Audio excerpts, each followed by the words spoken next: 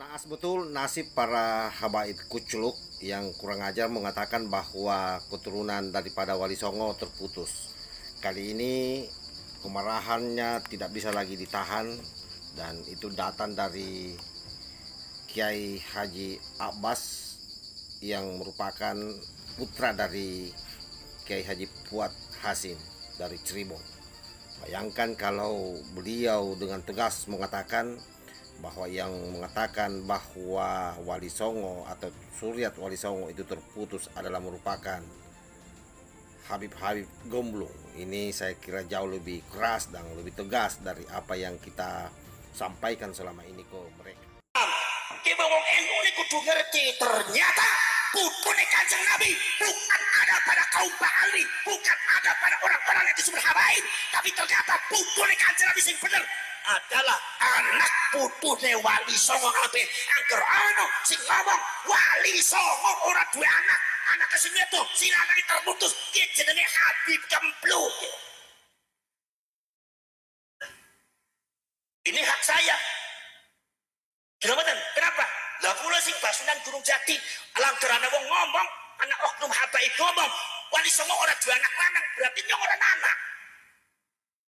Apa nyong ora nyewot? Ya nyewot nyong. Bahwa kebangkitan nasional ini harus dijadikan sebagai momentum untuk bangkitnya pribumi, bangkitnya seluruh anak-anak Nusantara, dan betul-betul menjadikan bangsa ini sebagai milik kita, bukan milik mereka yang hanya numpang hidup di negara kesatuan Republik Indonesia.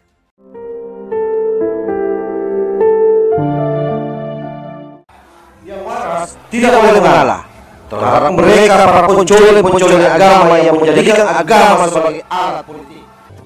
Assalamualaikum warahmatullahi wabarakatuh. Om Swastiastu, Namo Buddhaya, salam kebajikan. Kembali bersama Tolangi 9 dari Butapan Ritalopi, Kabupaten Bulukumba, Provinsi Sulawesi Selatan. Saya kira Hari Kebangkitan Nasional ini merupakan hal yang sangat luar biasa buat kita, dimana kita tahu sendiri bahwa hari ini begitu banyak ulama-ulama Nusantara yang kemudian tampil ke permukaan menyuarakan isi hatinya, dan tidak pernah terbayangkan sebelumnya bahwa Kiai Haji Abbas dari Cirebon itu ternyata pernyataan yang dilontarkan sangat menohok dan lebih tegas dari apa yang kita bayangkan selama ini yang dikeluarkan oleh para YouTuber NKRI maupun YouTuber Aswaja. Dan tentu hal ini menjadi sinyal yang baik sekaligus menjadi pukulan telak bagi mereka para habaib-habaib bocil, oknum-oknum habaib bocil begundal yang selama ini mendegradasi Suryat Wali Songo. Kesadaran seperti ini muncul, saya kira tidak muncul begitu saja, tetapi ini efek dari kelakuan mereka sendiri yang selama ini cenderung tidak terukur pernyataan-pernyataannya di media sosial. Dan kalau memang dibiarkan terus-menerus, maka ini akan membahayakan bangsa kita. Tidak saja konflik horizontal akan terjadi, tetapi juga akan mengorbankan banyak ulama-ulama Nusantara. Apatah lagi kita sudah tahu persis bahwa selama ini mereka menjadikan ulama-ulama Nusantara sebagai ulama-ulama yang berada pada posisi KW5, dan itu juga sudah sering dibahas oleh Gus Arya. Bagaimana Gus Arya sangat keras terhadap para pencoleng agama ini semua. Dan tentu pelajaran pentingnya adalah ke depan kita berharap setelah situasi Purna Sabang ini selesai, setelah mereka melakukan tes DNA dan terbukti bahwa ternyata mereka adalah bukan Suryat Nabi, maka saya berharap sahabat-sahabat semua jangan kemudian meremehkan mereka, terutama selama ini yang cenderung tidak beradab. Siapa tahu mereka berubah, ya tetap harus dihormati sebagai orang atau sebagai manusia, karena memang kita dituntut untuk menghormati orang bukan berdasarkan nasabnya, bukan berdasarkan jabatannya, tetapi berdasarkan sisi kemanusiaannya, siapapun itu. Kebencian kita itu tidak pada mereka secara individu, tetapi kebencian kita adalah terhadap sikap dan perilaku mereka yang barbar.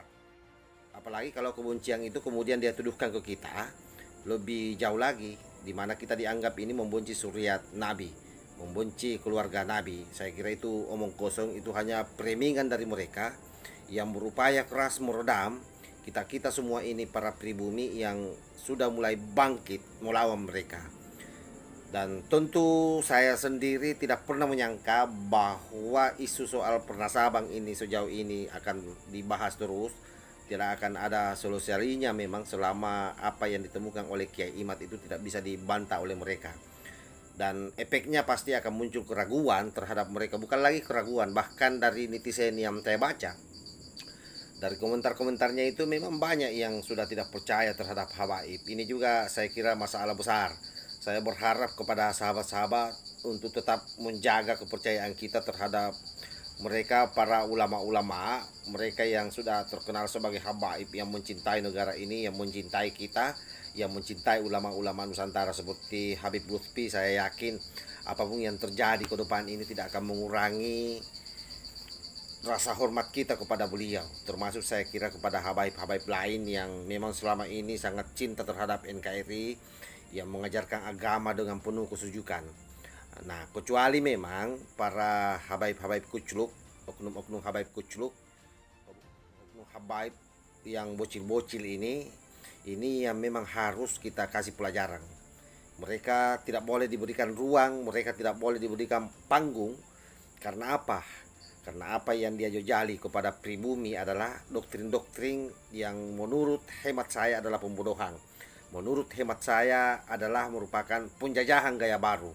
Oleh karena itu, sekali lagi, yang terakhir saya mau tegaskan bahwa kebangkitan nasional ini harus dijadikan sebagai momentum untuk bangkitnya pribumi, bangkitnya seluruh anak-anak Nusantara, dan betul-betul menjadikan bangsa ini sebagai milik kita, bukan milik mereka yang hanya numpang hidup di negara kesatuan Republik Indonesia.